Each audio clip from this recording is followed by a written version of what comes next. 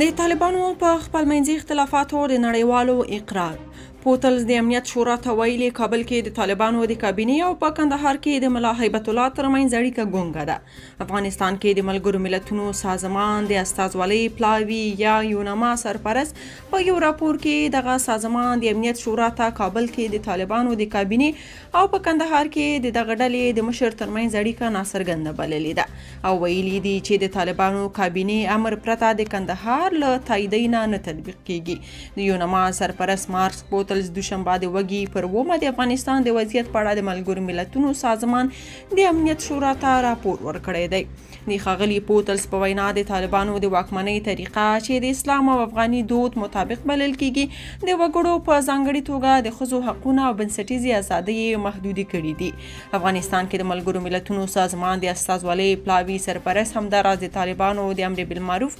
او نهي عن المنکر وزارت له فعالیته اندېښنه څرګنده کړې او ویلي دي چې د دغه بنسټ فعالیت د ناوړه چلن او د خپل سرو نیولو لامل شوی دی. پوتلز د ملګرو ملتونو سازمان د امنیت شورا ته ویلي چې افغانستان کې بشري حقونه د ځانګړو ډلو له دې جملې د مخکني امنیتي ځواکونو په داعش او مقاومت جبهه کې د غړیتوب په تور مدني ټولنې رسنیو ښځو او پر اخلاقي جرمونو د تورن کسانو له په موخې ګرځولو سره سخت تر پښو لاندې شوي دي.